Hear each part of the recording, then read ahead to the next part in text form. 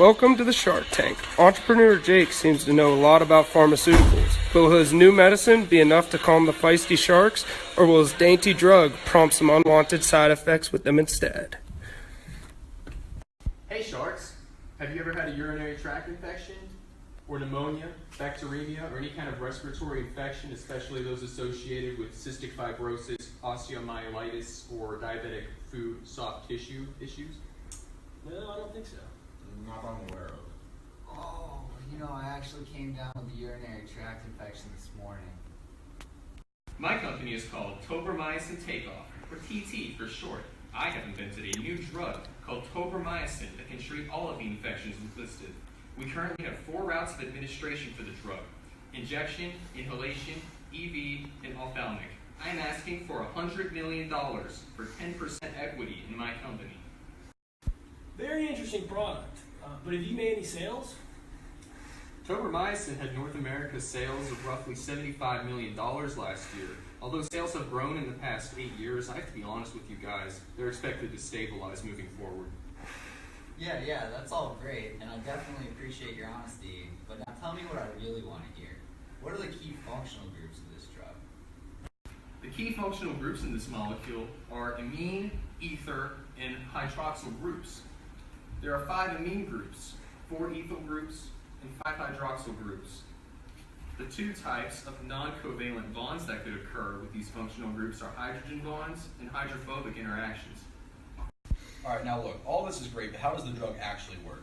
What specifically is the drug target? Are there any non-covalent interactions? And what's the mode of inhibition? If you can figure all this out for me, I might be able to cut you a deal. Tobramycin is comprised of hydroxyl and amide constituents. They are surrounded by negative phosphate groups, pictured above in blue, in the heart of the protein molecule, resulting in many hydrogen bond interactions. Looking at the protein drug complex as a whole, the hydroxyl groups are once again congregated near the blue phosphate coils. The ligand shows with a 3D surface as pictured above. Once again, it is surrounded by the hydrophilic structures pictured in blue. The 2 key types of non-covalent bonds are hydrogen bonds and hydrophobic interactions. The bulging conformation of 2 adenines are stabilized within the binding pocket by the hydrogen bonds between phosphate oxygens, water molecules, and exocyclic atoms of the invariant amine portion of the aminoglycosides. As for hydrophobic contact, the positions of the binding sites are in hydrophobic cavities of the subdomains IIA and IIIA.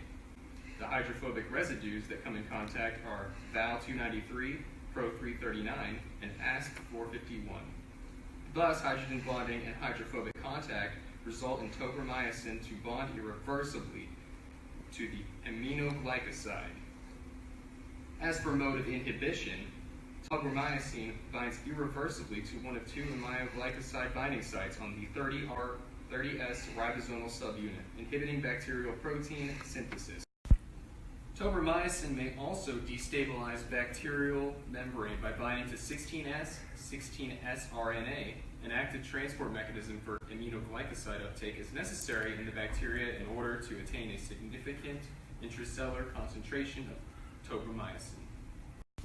I'm completely sold on this. I think it'll really take off with the customers. I'll give you the $100 million, but for 20% of the company. No, I can't do that. Do you even know the implications of the 30S subunit in disease? Tobramycin is found under the class of drugs known as aminoglycosides. It is a type of antibacterial that competitively inhibits the translations of mRNA into proteins by binding to the active site of the 30S subunit. When tobramycin binds to the ribosome, it causes a conformational change in the active site that prevents the ribosome from reading the mRNA sequence. Therefore, the bacterial cells cannot perform protein translation and cannot grow or replicate, thus killing the cell. Come on now, Jake. Who do you really want to work with? Not this cheapskate over here. I'll offer you $100 million for 15% of the company. This is really revolutionary, and I could get this off the ground with my revolutionary infomercials. How do you expect me to make that work? I'm not a charity. You know what? No. Everyone stop. Jake, I'm in. I'm going to give you the $100 million for 10%. Well, it appears Jake got the deal he wanted. It should be an easy decision for him. Well, Tanner, now that all the offers are on the table, the choice is pretty clear to me. Do we have a deal?